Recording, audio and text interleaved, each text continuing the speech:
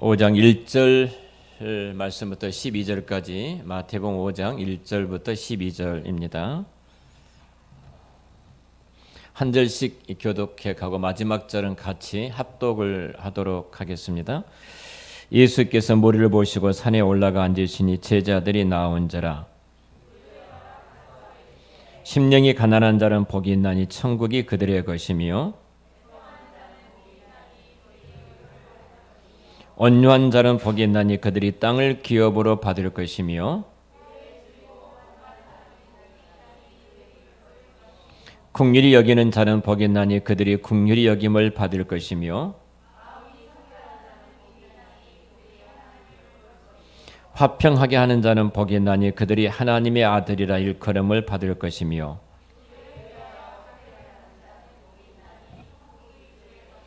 나로 말미암아 너희를 욕하고 박해하고 거짓으로 너희를 거슬러 모든 악한 말을 할 때에는 너희에게 복이 있나니 기뻐하고 즐거워하라. 하늘에서 너희의 상이 큼이라. 너희 전에 있던 선지자들도 이같이 박해하였느니라. 아멘. 우리는 언제나 가장 우리가 중요한 신앙의 한 틀을 갖기 위해서 분명히 우리가 놓지 말아야 될 하나의 핵심이 하나가 있습니다. 그것은 하나님은 언제나 나보다 더 지혜로우시다는 겁니다. 믿습니까? 하나님은 언제나 나보다 더 지혜롭다. 이 갈등이 우리 삶의 현장에 굉장히 많이 찾아옵니다. 하나님이 언제나 나보다 더 지혜롭다는 사실을 내가 믿지 못하게 되어지면 내가 하나님보다 앞서게 되고 또 하나님이 우리를 향해서 말씀하실 때 그 말씀을 제하해버리고 내 뜻대로 내 힘대로 걸어가는 우리의 모습들을 보게 됩니다. 일반적으로 교회 안에 그리스도인들이 범하는 오류가 이 부분입니다. 하나님께서 말씀하시는데 그 말씀하신 것을 곧이곧대로 받아들이지 않고요. 곧이곧대로 믿지 않고 하나님 내 형편이 이렇습니다. 내 상황이 있고 내 환경이 이러합니다. 그러니까 하나님 지금은 하나님이 그렇게 말씀하실지라도 내 형편을 보면 나는 그렇게 할 수가 없습니다. 이렇게 내가 갖고 있는 어떤 평가를 섞어서 하나님의 말씀을 약화시키는 것들을 우리가 종종 보게 되어져요. 그 말은 하나님이 나보다 더 지혜롭다는 것을 내가 붙잡지 못하고 있기 때문에 나타나는 하나의 현상이다. 이렇게 말할 수 있을 것입니다. 여러분 대표적인 한 예를 들어보면은 이제 한국에 굉장히 한 단어가 우리 한국 사회를 전체에 붙들고 있는 한 단어가 있었습니다. 그 단어가 여러분 잘 아는 것처럼 힐링이란 단어입니다. 어느 카페 가니까 그곳에서 분위기가 너무 좋아서 힐링했다. 이런 단어를 하죠. 어떤 자연을 보고 나서 우리가 그곳에 갔더니 참 힐링이 되더라. 힐링을 말하면서 사람들이 그런 곳에 찾아가죠. 약간 분위기가 있는 것은 커피 한 잔도 보편적으로 7,000원에서 10,000원입니다. 힐링한다는 거죠. 한번 생각을 해보죠. 사실 힐링이라는 단어는 기독교에서 나온 단어예요. 기독교에서 나온 단어인데 이 힐링이라는 메커니즘을 보면은 기독교에서 말하는 힐링은 아니에요. 기독교에서 나온 단어인데 자, 우리는 상대 처지와 형편을 늘 보지요. 공동체 안에서도 우리가 어떤 힐링을 이루어가기 위해서는 그런 형편을 보는데요. 대표적으로 좋은 말을 해주는 것이 힐링이다 이렇게 말을 합니다. 좋은 말을 해주는 봐라 칭찬은 고래도 춤을 추지 않더냐. 칭찬을 많이 해라. 응원을 많이 해라. 격려를 많이 해라. 그래야 사람 마음이 힐링이 되어지는 거야. 이런 이야기를 합니다. 그러니까 기독교 성경에서 힐링을 말을 할 때 어떻게 말을 하냐면 성경에서 힐링이라는 것은 가장 본질적인 부분을 붙들고 있어요. 그것이 죄에 대한 문제예요. 이 죄에 대한 문제를 우리가 깨닫지 못하면 절대 우리는 힐링이라는 단어에 갈 수가 없죠. 거의 모두가 다 거짓 힐링입니다. 한번 여러분 보십시오. 이 시대를 우리가 살아가면서 굉장히 긍정의 힘의 시대에 우리가 살아갑니다. 긍정의 힘을 갖고 살아가는데요. 교육학에서도 모든 기독교의 시대를 살아가면서 교육학에서 대부분이 교육의 현장이 자, 성경이 어떻게 말을 하고 있는가? 기독교 교육학에서도요. 성경이 어떻게 말하고 있는가? 성경이 인간을 어떻게 말하고 있는가? 성경에서 인간을 어떻게 말하고 인간의 참된 회복은 어디에 있는가? 성경이 뭐라고 말하고 있지? 이 말은 하나님은 우리가 갖고 있는 세속의 학문보다 뛰어넘는 지혜와 지식이 하나님 안에 있다는 거죠. 성경이 어떻게 말을 하는가? 그 부분을 붙잡아야 되거든요. 우리가 이 부분을 붙잡지 못하게 되어지면 우리가 엉뚱한 것에 힐링을 찾으려고 노력을 합니다. 기독교 교육학자들이 굉장히 긍정적인 면을 많이 강조합니다. 저희 합신이 참 강점이 하나 있습니다. 그 강점이 기독교 교육학자들이 굉장히 많이 있다는 겁니다. 자, 내가 기독교 교육학자들이 강의를 우리 학교에 그 홈페이지 들어가서 그분들 강의한 것을 많이 듣습니다.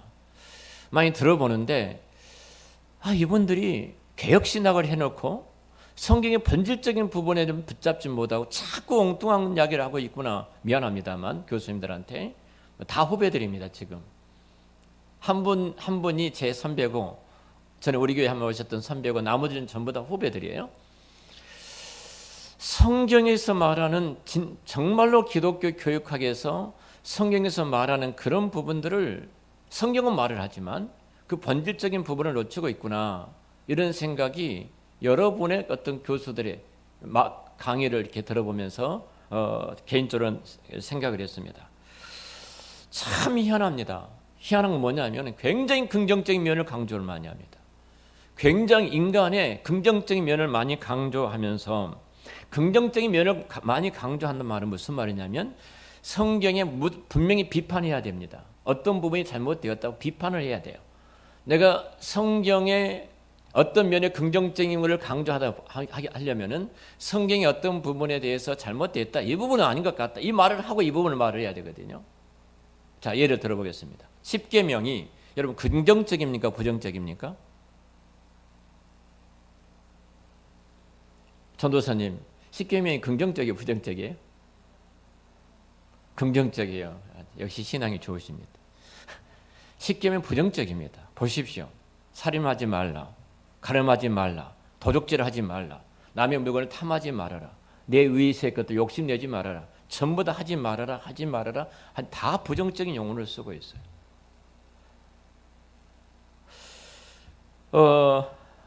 보십시오. 그러면 긍정적인 부분에 대해서 인간이 할 수 있다는 긍정적인 부분을 강조하려면요. 부정적인 부분을 까야 되는 것입니다. 성경에 말하는 십계명 보면 분명히 까야 되는 거예요. 전부 하지 말라는 거예요. 살인하지 말라, 도적질하지 말라, 이웃을 이렇게 거짓말하지 말아라. 다 부정적이지 않습니까? 자, 이 부분에 대해서 다른 면 또 측면을 생각해 봐요. 제가 왜냐하면 팔복의 굉장히 중요한 부분이 구조를 제가 설명을 했는데요. 이 팔복의 중요한 것이 화가 있고 복이 있어요. 팔복을 말하지만 팔화를 성경은 말을 하고 있어요. 복만 말한 것이 아니에요.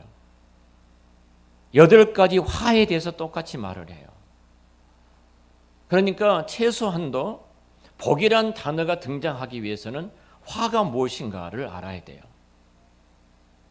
화란 단어를 모르면 이 복이 될 수가 없는 거예요. 그러잖아요. 자, 우리가 성경을 볼 때 기독교 교육학자들이 굉장히 긍정적인 면을 굉장히 강조를 많이 합니다. 생명을 사랑하십시오. 순결을 유지하십시오. 등등. 자, 물질에 대한 관심도 다른 선한 것으로 돌립시다. 그리고 타인의 명예를 존중하고 타인들을 배려해야 됩니다. 여러 가지 이렇게 굉장히 바람직한 많은 단어를 갖고 교회 안에서 이야기를 하고 있는 것을 보게 되어집니다. 그러면 십계명에서 말하는 이 부정적인 용어들은 고대인들이 만들어 놓은 잘못된 것인가? 아니면 하나님께서 이렇게 말씀하신 것이 틀린 것인가? 하나님은 인간을 누구보다 잘 알고 계십니다. 인간을 지으셨고 인간에 대해서 하나님이 창조자이기 때문에 인간이 누군가를 너무나 잘 알고 계셔요. 그 하나님께서 인간에 대해서 부정적으로 말씀하셨다는 것은 어떤 의미를 갖고 있냐면 하나님은 인간에 대해서 정확히 하신 하나님이 부정적으로 말씀하신 그 이유 속에는 인간이 어디에 소망이 있는가를 지금 보게 하기 위해서 말씀을 하고 계시는 거거든요. 사실 십계명은 어떻게 보면은 오늘 현대 기독교 교육학자들이 오늘 세상에서 바라볼 때 우리가 쓰고 있는 십계명이라는 것은 어리석은 것의 어떤 산물이라고 말할 수가 있을 것입니다. 그렇다면 우리는 분명히 하나님 말씀이 잘못됐다 이렇게 말을 해야 되겠죠. 그러잖아요. 우리가 성경에 잘못하면은 본질적인 것을 놓쳐버리고 엉뚱한 것을 붙잡고 세상이 말하는 뉴에이지가 말하는 인간 안에 가능성이 있다는 것을 갖고 우린 하나님의 본질적인 그 은혜를 저버리는 곳에 갈 수 있습니다. 하나님은 분명히 인간은 우리 스스로가 아무것도 할 수 없는 존재임을 하나님은 알고 계십니다. 내 스스로가 아무것도 할 수 없는 존재예요. 하나님의 은혜가 아니면, 하나님의 군과 그분의 자비가 아니면 내 속에는 선을 행할 능력도 없고요. 더더구나 하나님 앞에 내 안에 나갈 수 있는 것도 없습니다. 내가 만약 내 힘으로 하나님 앞에 나간다면 기독교는 종교가 되어버립니다. 기독교는 종교가 아닙니다. 우리가 할 수 있는 건 아무것도 없는 거예요. 자꾸 근데 우리는 우리 안에 어떤 것을 찾으려고 노력을 하거든요. 자, 이런 면에 있어서 팔복이 굉장히 중요한 본질, 하나님 나라의 어떤 본질과 특성을 이야기를 하고 있습니다. 자, 우리는 하나님의 말씀 앞에 맞춰야 되고요. 하나님께서 뭐라고 말씀하고 계신가에 끊임없이 우리는 추적하면서 따라가야 됩니다. 언약에 우리가 신명기 28장에 보면은 하나님께서 언약의 복을 말씀하십니다. 근데 언약의 복보다 훨씬 더 언약의 저주가 많이 등장을 해요. 근데 우리는 저주에 대해서 말을 하지 않아요. 언약의 저주가 거의 3분의 2 이상이 더 많습니다. 근데 우리는 언약의 축복만 말하거든요. 근데 왜 하나님께서 언약의 저주를 2배 이상 더 많이 하고 계실까? 이 부분에 있어서 자, 이 부분이 팔복을 바라보는 눈이에요. 팔복을 바라보는 눈인데요. 하나님은 복과 저주를 기뻐하십니다. 그러니까 성경은 분명히 그렇게 기록됐다는 사실이고요. 우리가 언약을 따라 언약 백성으로서 하나님 앞에 있으면 복을 받지만 언약 백성으로서 아니든 우리가 어떻든 하나님을 따라 살아가지 않고 하나님을 대적한 자에게는 분명히 저주가 임했습니다. 저주의 해체리가 임한다는 사실 우리는 알아야 합니다. 자, 최근에 우리 그 일반의 세상의 학문이 아이들에게 절대 매를 들어서는 안 된다 이렇게 말을 하잖아요. 그 전제에 뭐가 따르냐면 성선설이 깔릴 성선설. 다시 말하면 아이들은 태어날 때는 진짜 선하게 태어났다. 악이 없다. 죄가 없다는 전제 속에서 출발한 것입니다. 그들 안에 가능성이 있다는 전제에서 출발을 하는 거예요. 근데 성경은 뭐예요? 성악설입니다. 인간은 태어날 때부터 악하다. 죄인이다는 전제예요. 그러니까 세상에 교육이 들어가는 거다. 기독교 교육이 성경이 말하는 인간하고는 너무 차이가 있는 거예요. 우리 교회 목사님은 얘들 잘못하면 매를 때리라 하겠다. 이렇게 또 고발하면 제가 이제 걸려듭니다. 저는 성경에 매를 들라고 했으니까 제가 성경대로 말씀을 드린 거예요. 매는 그 아이에 있는 추하고 더러운 죄를 쫓아낸다고 그랬어요.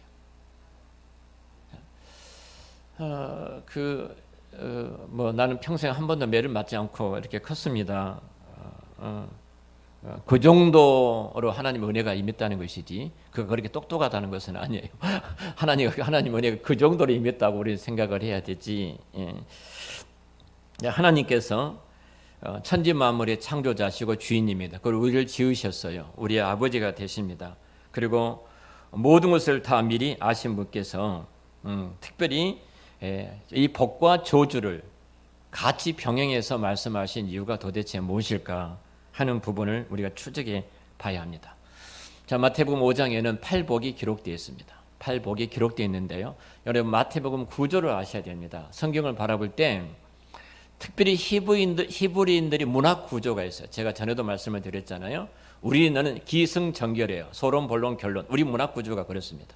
그래서 기승절, 소론, 본론, 결론은 우리가 그리스 문화의 영향을 받아서 우리가 헬라인진 문화가 기승전결이에요. 소론, 본론, 결론이에요. 근데 히브리인들은 그렇게 문학 구조가 되질 않았어요.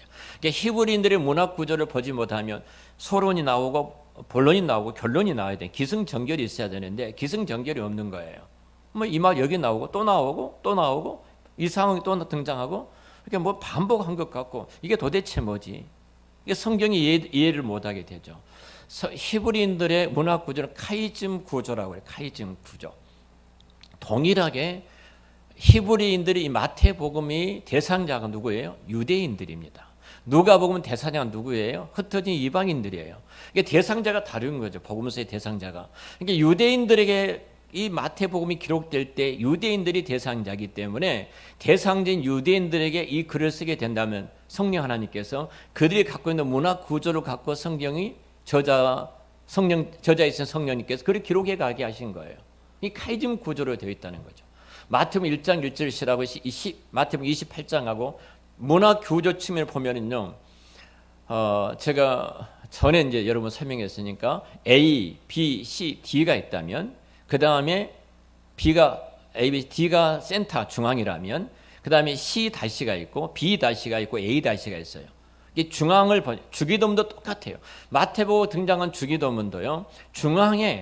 주기도문 중앙에 A, B, C, D, 이 구조가 있어요. 이 구조가. 그리고 D 다시, C 다시, B 다시, A 다시 이렇게 구조. A 다시, B 다시, C 다시, D 이렇게 돼 있어요. D가 핵심이에요. 이 핵심을 보지 못하면 이 성경을 엉뚱한 대로 해석을 할 수가 있는 거예요. 자, 팔복도 동일하게 마찬가지. 마태복음은 분명히 이 문학 구조가 그렇게 되어 있는데요. 팔복이 마태복음 5장에 등장을 해요.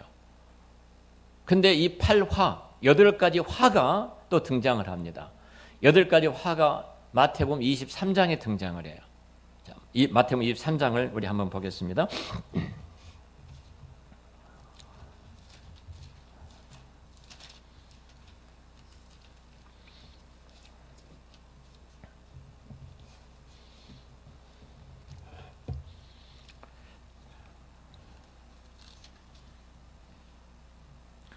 자, 마태복음 23장에 쭉 보면 화 있을진저 계속 등장하죠. 에? 화 있을진저.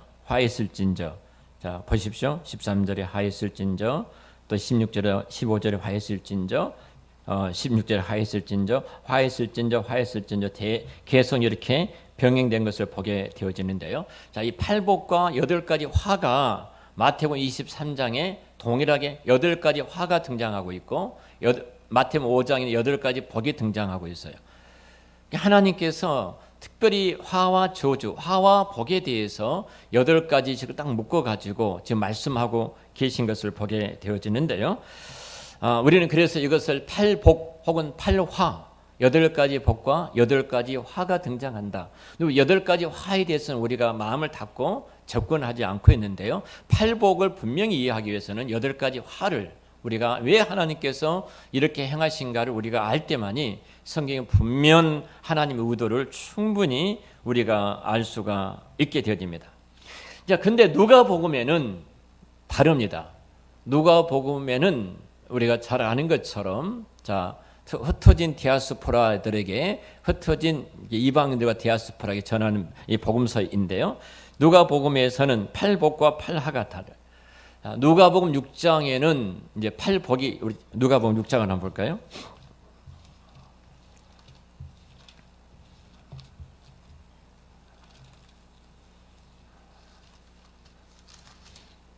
자, 누가복음 6장 20절부터 26절까지 내용인데요.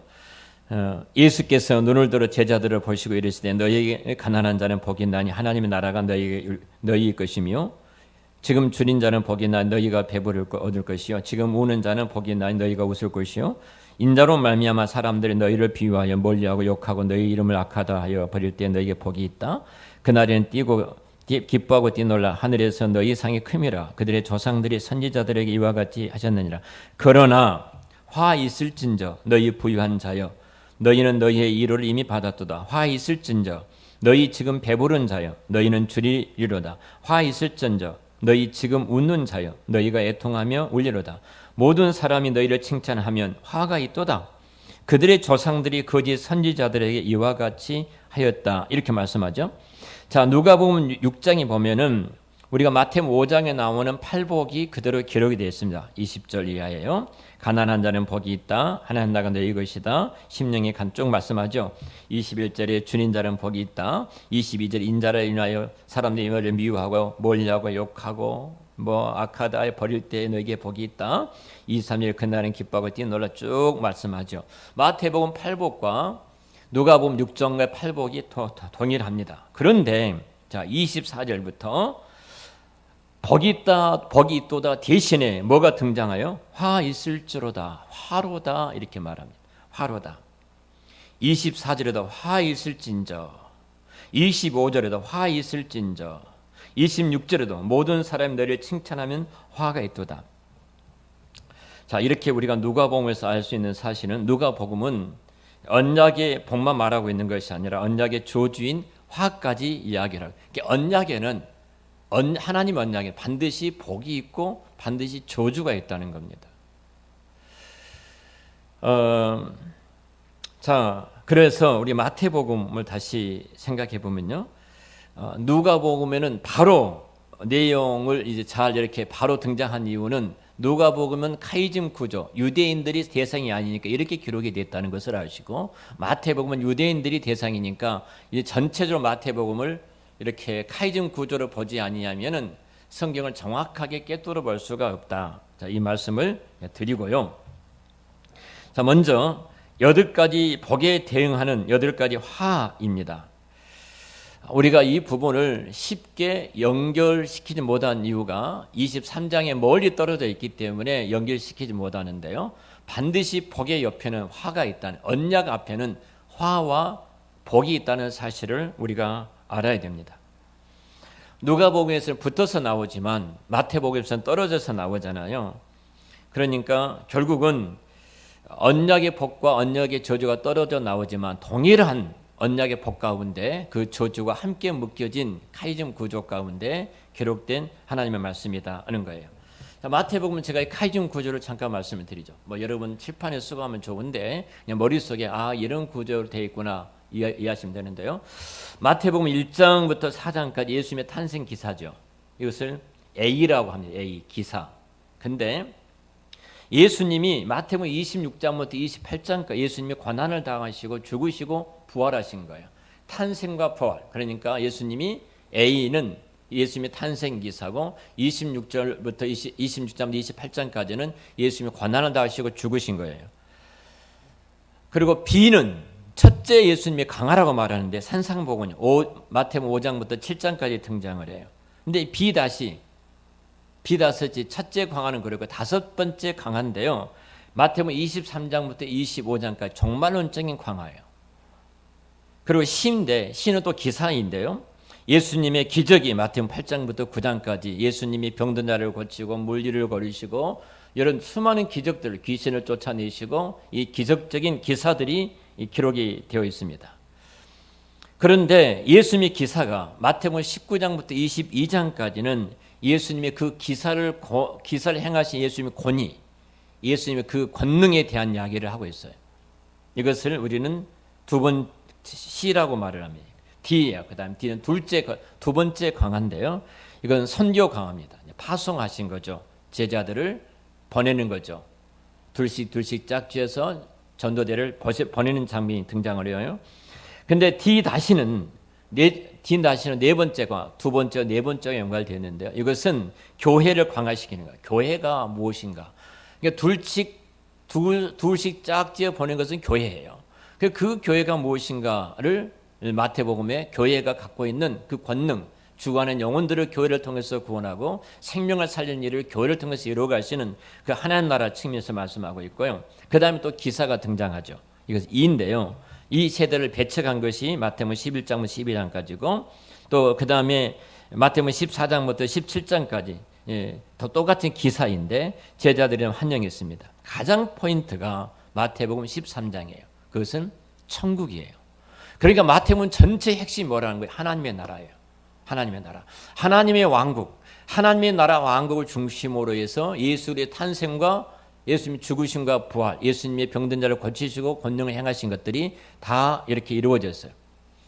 그러니까 첫 번째 강화가 산상복은 언약 백성으로서 누릴 하나님의 왕국 백성으로서의 자태가 무엇인가? 동일하게 마태복음 23장의 후반에 등장한 언약 백성의 조조로서의 하나님 나라에 들어올 수 없는 것이 무엇인가? 이 부분을 말씀을 하고 계십니다. 그런데 여기에 중요한 한 단어를 우리가 등장을 알아야 됩니다. 그것이 마태복음 23장을 또 잠깐 보도록 하겠습니다. 화를 말씀하실 때 마태복음 23장입니다. 23장 2절 말씀을 잠깐 보죠. 같이 읽습니다. 2절. 서기관들과 바리새인들이 모세의 자리에 앉았으니. 자, 그래요. 23절. 이에 예수께서 무리와 제자들에게 말씀을 할 때 선지자와 앉아 계실 때 서기관들과 바리새인들이 어디에 자리에 앉았다는 거예요? 모세의 자리에 앉았다. 갑자기 모세의 자리가 앉으니까 모세의 자리가 어디가 있었지? 이렇게 생각하실 수 있겠죠. 저들이 지금 어느 자리에 앉았다는 거예요? 모세의 자리. 지금 설교하는 자는 누구죠? 이 교회에서요? 저지요. 근데 여러분들이 제 자리에 앉을 수 있어요. 판단하면. 제 자리에 앉을 수 있어요.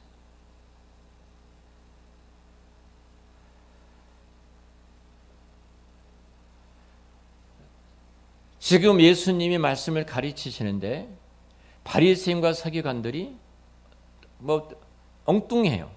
모세의 자리에 앉아 있다? 이렇게 말씀해요. 그러니까 지금 마태복음 23장이 예수님이 말씀을 가르치려고 앉아 계셔요. 예수님이 마태복음 5장에도 팔복을 할 때 앉아 계셔요. 그렇죠. 산에 오르시고 앉아 계셔요. 동일하게 하나님의 나라의 언약 백성으로서의 하나님 나라의 왕국의 모습을 지금 예수님이 나타내고 계셔요. 근데 갑자기 엉뚱맞게 바리새인과 서기관들이 예수님의 자리에 아래에 앉아 있지 않고 아래에서 그 말씀을 듣지 않고 모세의 자리에 앉아 있다 이렇게 말을 합니다. 정말로 엉뚱한 말씀 같죠. 자, 지금 오늘 제가 이 팔복과 팔화 서론적인 부분을 제가 여러분에게 말씀을 드리고 있는데요. 엉뚱한 자리에 앉아 있다 이 이야기를 지금 하고 있습니다. 자, 마태복음은요. 지금 산상보훈 우리가 팔복에 대해서 말씀을 듣고 있는데요. 의도적으로 산상보훈의 안에 들어가 것이 예수님이 산에 올라가시더라. 그리고 산에 올라가 앉으시더라. 이런 단어들을 쓰고 있어요. 예수님이 40일 금식 기도를 마치시고 산에 오르시고 그 산에 앉으셨더라. 마태복음 5장 1절에 산에 올라가 앉으셨더라 이렇게 말씀을 하고 있잖아요. 우리 이 부분을 첫 번째 시간에 여러분에게 말씀을 드렸으니까 기억하신 분들은 좀 기억에 남으시라고 생각이 되어지고요. 신명기 9장에 보면은 모세가 시내산에 올라가지요. 시내산에 올라갔던 것처럼 예수님도 산에 오르십니다. 그러죠? 모세가 시내산에 40일 동안 머물러 있었잖아요. 금시가 있어요. 모세가 아무것도 먹지 않고 30일 동안 그 땅에 그곳에 머무른 거예요. 예수님께서 40일 동안 금식을 하셨죠. 그러니까 지금 신명기 6장에 모세가 십계명을 받으려고 호렙산에 올라갔을 때, 시내산에 올라갔을 때 하고 지금 예수님이 행하신 행적을 보면은 예수님이 누구라는 거예요? 모세가 누구라는 거예요? 바로 모세는 예수님의 예표이고 모형이고 지금 예수님이 모형됐던 예수님이 실체가 되어서 너희들 가운데 와 있다. 이 이야기를 하고 있는 거예요. 의도적으로 성경은 자꾸 그렇게 맞춰가고 있어요. 예수님이 누구신가를 계속해서 맞춰가고 있어요. 신명기 9장에 보면은 모세가 산에 올라가지요. 40일 금식을 하죠. 그리고 모세가 율법을 받았습니다. 그리고 예수님께서 산상수훈에서 40일 동안 금식을 하셨죠. 그리고 산에 올라가서 앉으셨죠. 그러잖아요.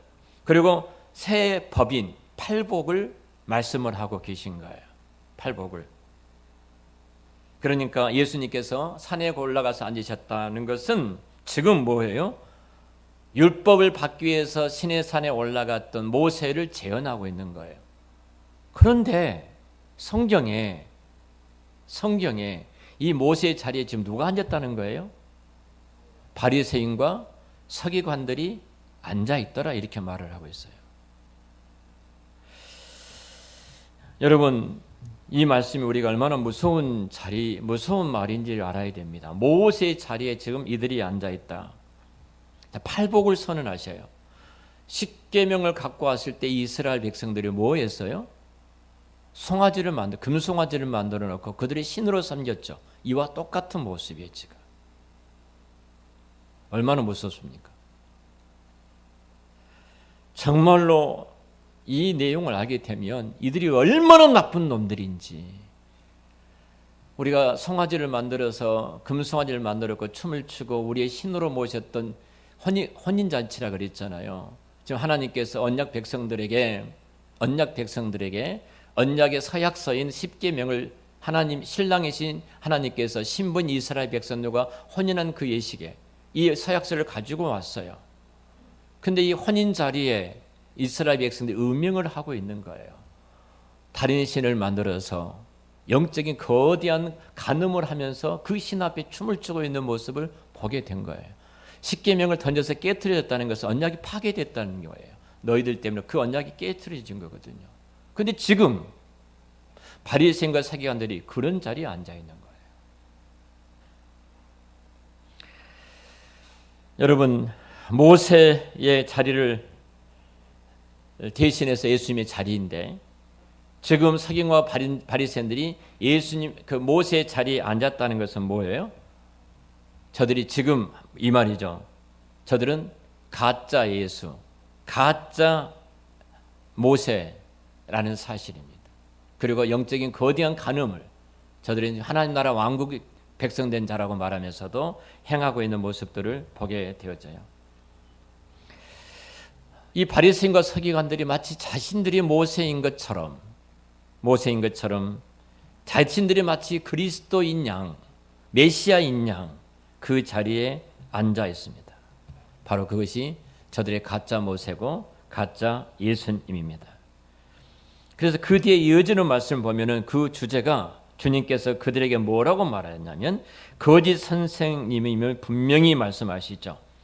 그들의 모습을 통해서 모세의 자리에 앉아 있는데 저들은 바로 가짜 선생이다. 가짜 선생이라는 거예요. 자, 제가 마태복음 5장과 23장을 통해서 복과 화가 지금 무엇인가를 희미하게 여러분 속에 그림이 그려질 것입니다. 예수 그리스도 안에 있느냐, 아니면 가짜 모세의 자리에 앉아 있느냐, 언약 백성으로서 내가 지금 복의 자리에 있느냐, 언약 백성 내가 화의 자리에 있느냐, 이 부분을 지금 보게 되어집니다. 그래서 예수님은 화에 있을진저 이렇게 출발하죠. 정리를 좀 여기까지 하고 다음 시간에 이 부분에 좀 내면을 좀 깊이 들어가서 이제 말씀을 드리기로 하고요. 기독교는 종교가 아닙니다. 모든 세상의 종교는요, 인간이 만들어 놨어요. 인간의 피로 의해서 신을 달래는 겁니다. 기독교는 인간이 신을 만들어서 신을 달래는 것이 아니에요. 하나님이신 삼위 하나님께서 인간이 찾아간 것이 아니라 인간이 찾아오신 거예요. 종교라면 인간이 신을 달랠 수 있어야 돼요. 모든 신은, 세상의 모든 종교는 그들의 신을 달래는 행위가 있거든요. 근데 기독교는 인간의 어떤 선도, 어떤 의지도, 어떤 노력도 하나님을 달랠 수 있는 길이 없습니다.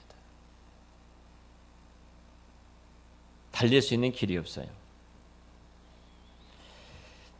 만일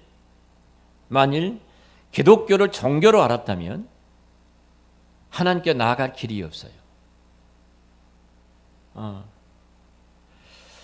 살아계신 하나님을 만날 수 있는 길이 인간에게는 없습니다.